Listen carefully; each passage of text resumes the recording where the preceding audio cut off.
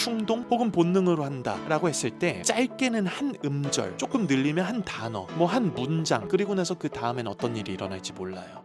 어떤 영화를 보거나 드라마를 보거나 뭐 연극이나 뮤지컬이나 막 이런 것들을 보게 될 때 우리는 다양한 감정들을 느낄 수가 있고, 그리고 이제 내가 배우로서 어떠한 메시지나 이야기가 있다면 그거를 나를 보고 있는 누군가들에게 내가 느끼고 있는 것들을 온전히 전달하고 싶은 그러한 마음들이 많이 생길 거란 말이죠, 연기를 하다 보면.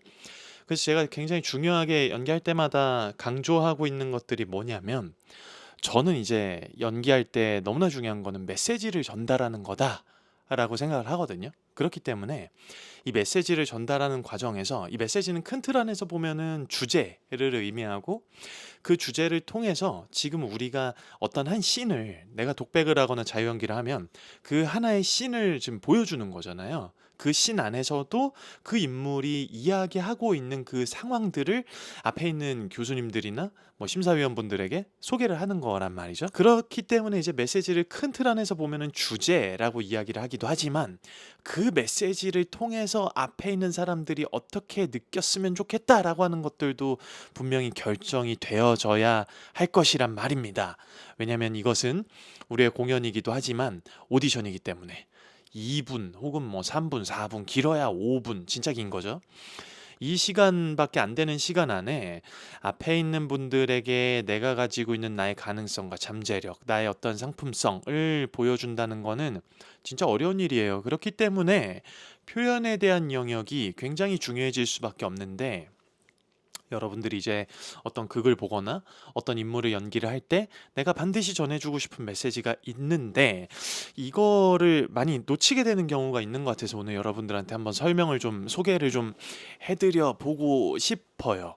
어떤 거냐면, 연기를 할 때 연기 이꼬르 대사, 저는 이제 이거를 가장 금지를 시키는 거거든요. 왜냐하면 노래를 부를 때도 그렇고 우리가 말을 할 때 생각이라고 하는 거를 하긴 하는데, 여러분들의 머리가 굉장히 똑똑하게 만들어져 있기 때문에 내가 그거를 생각하고 이야기하고 있다라고 하는 그 시간 자체를 우리가 느끼기에는 굉장히 어려워요.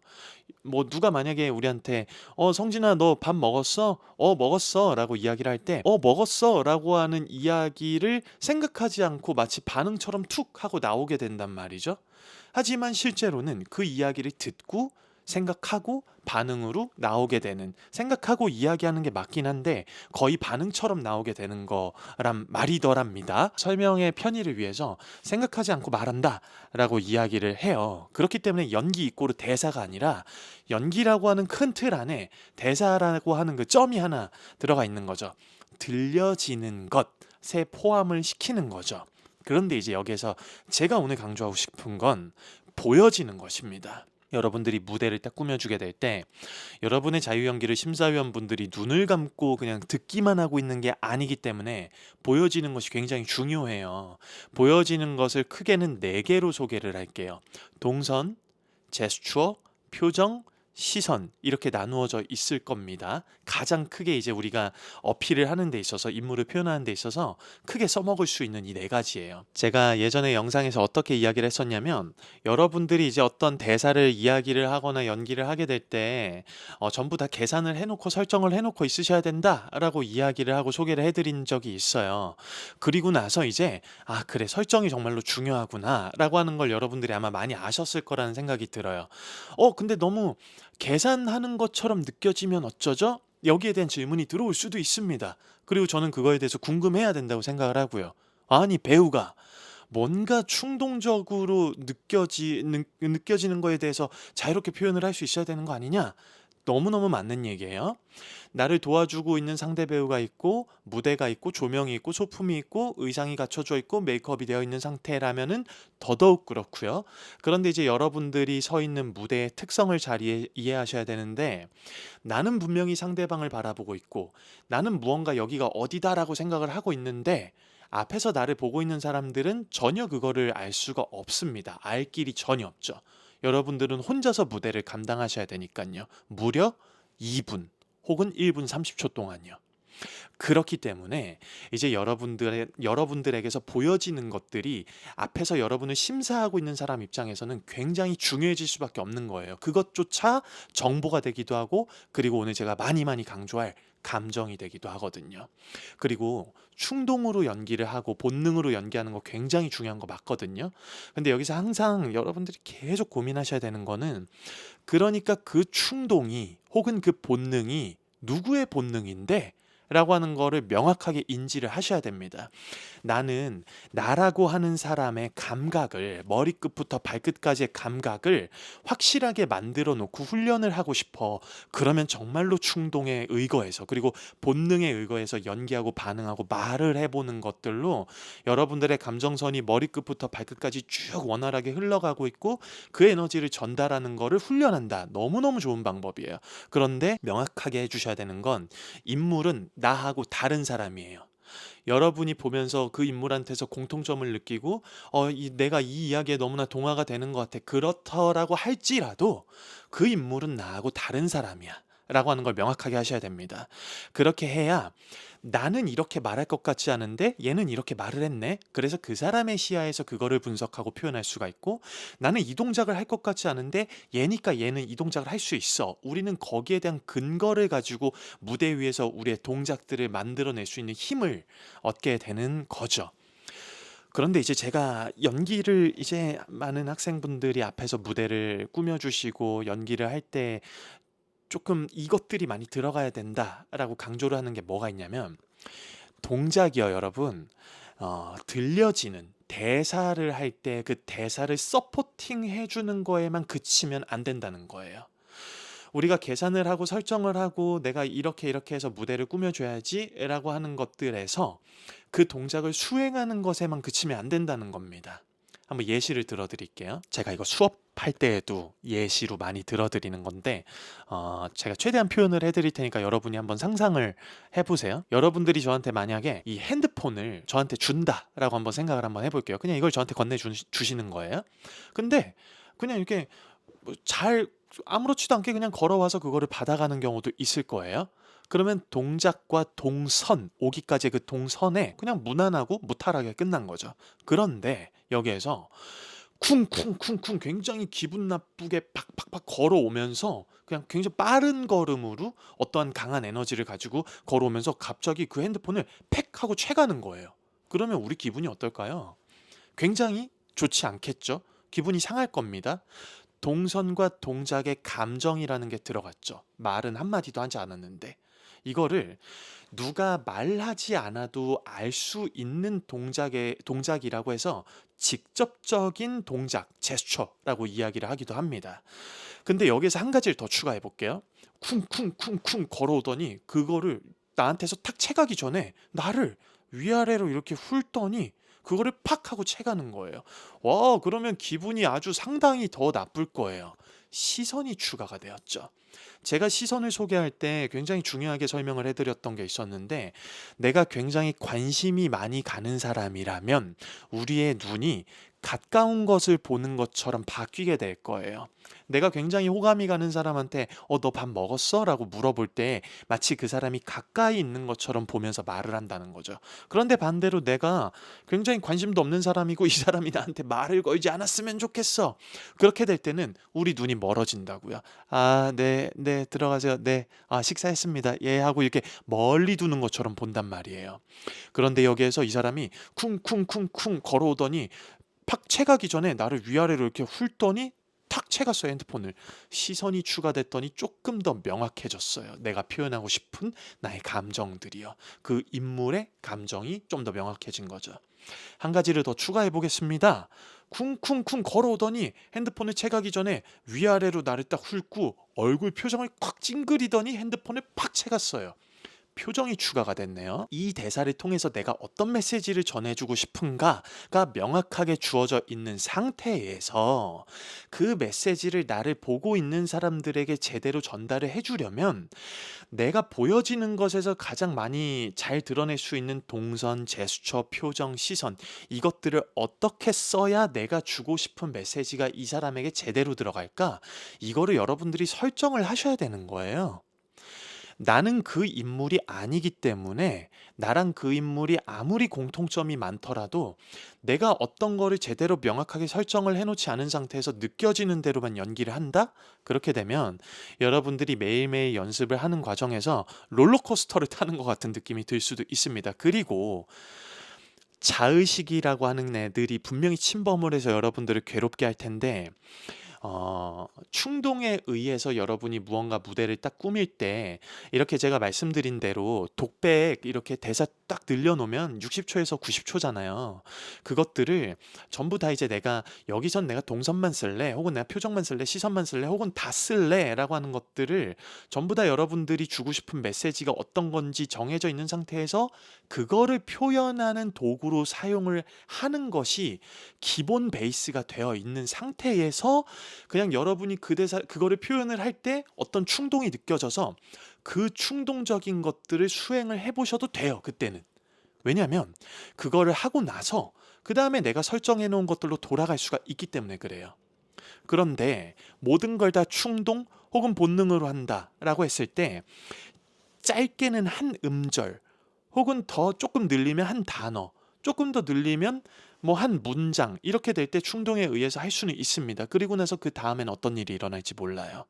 그리고 아주 높은 확률로 자의식이 들어오고 거기에 대해서 영향을 받고 거기에 대해서 정신을 차리게 되는, 다시 인물로 집중해야 되고, 그 모든 과정들을 앞에 있는 교수님들이 보고 있는 겁니다. 굉장히 끔찍하죠.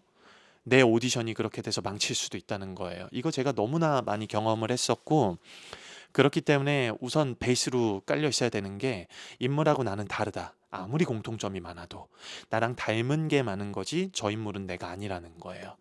그래서 나와 다른 저 사람을 표현하기 위해서 이 사람이 지금 이 이야기를 통해서 무슨 말을 하려고 하는 건지, 그리고 그 메시지가 무엇인지 여러분이 그걸 보고 느꼈다면 나를 보고 있는 사람들에게 내가 느낀 거를 그대로 전달을 해줘야 되는데, 여기에서 여러분들이 보여줄 수 있는 도구로 사용할 수 있는 건 동선, 동작, 표정, 시선, 이 네 가지가 크게 작용을 한다는 겁니다.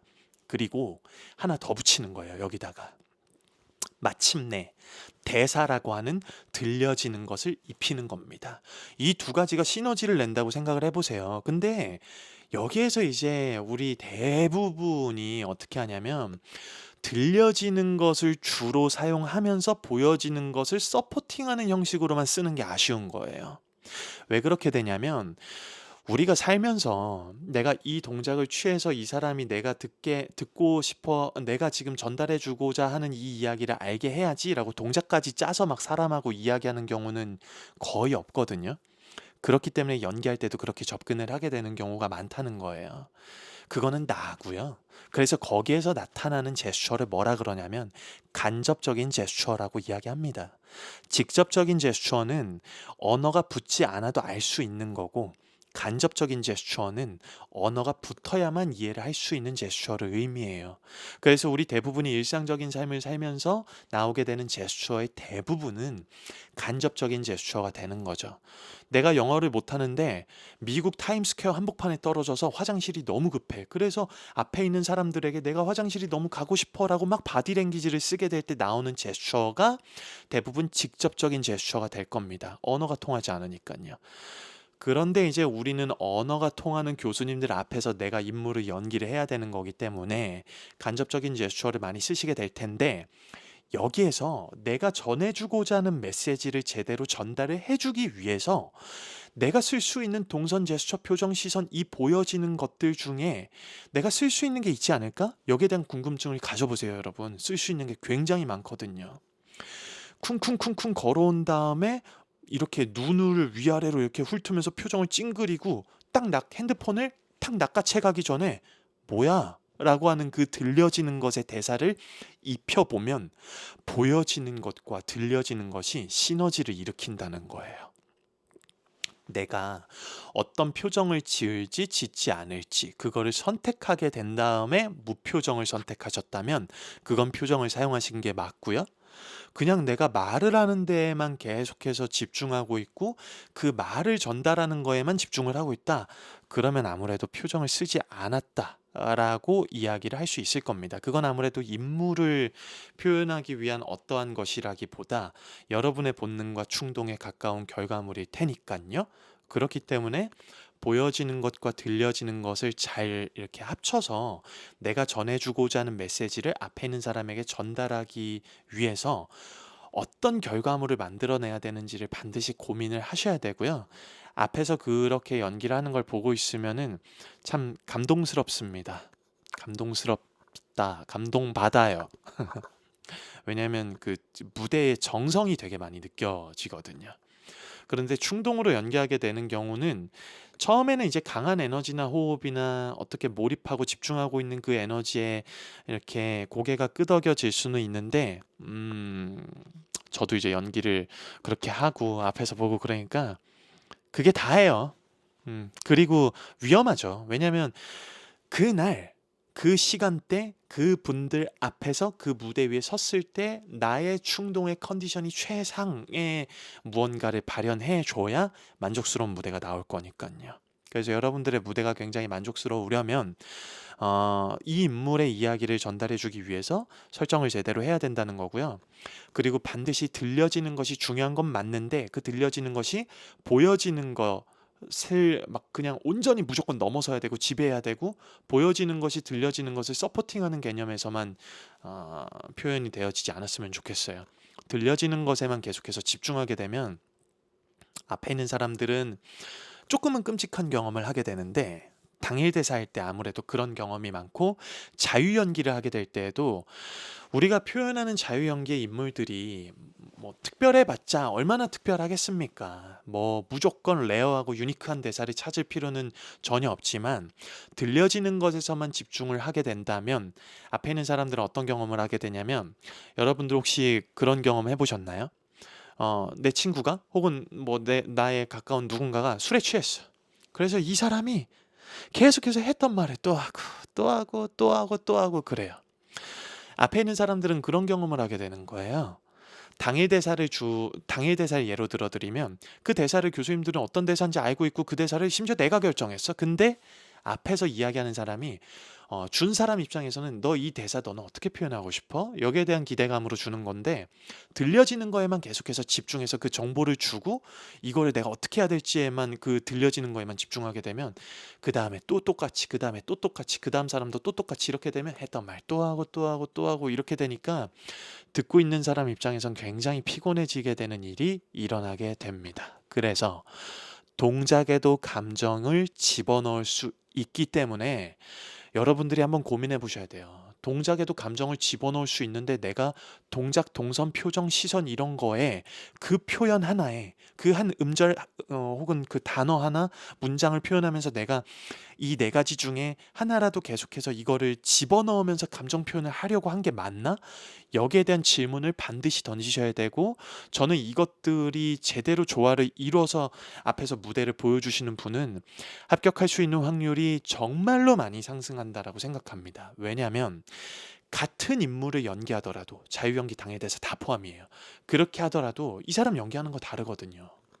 그냥 말로만 계속해서 설득력을 얻으려고 하는 게 아니라 보여지는 것 하나하나 다 설정해가지고 이렇게 하려고 하는 것들, 여러분 연기하시면서 아시겠지만 앞에서 그렇게 배우들이 그렇게 연기하는 거 보면은 그 동작 하나에 감동받을 때 있거든요. 어떠한 동작에서 혹은 어떠한 대사를 그렇게 표현할 때, 한 단어 한 문장 그런 걸 표현할 때, 혹은 말이 없는 상태에서든 그 한 카운트에서 나의 마음이 확 열리게 될지 우리는 알 수 없어요. 그렇기 때문에 그 60초, 90초를 여러분들의 설정으로 온전히 채우는 작업을 반드시 하셔야 된다는 겁니다. 만약에 그렇게 하지 않는다면, 제가 무대 위에서 그렇게 막 좀 아쉽다라고 느꼈었던 경험들을 여러분도 느끼셔야 될 텐데, 뭐 굳이 느끼셔야 될 필요가 없는 것 같아서 오늘 제가 이 이야기를 꼭 해드리고 싶었어요. 다시 한번 꼭 기억해 주세요. 동작에도 감정을 집어넣을 수가 있습니다. 핸드폰을 팩 하고 가져가는 거랑 핸드폰을 이렇게 잘 가져가는 거랑 굳이 말을 하지 않아도요.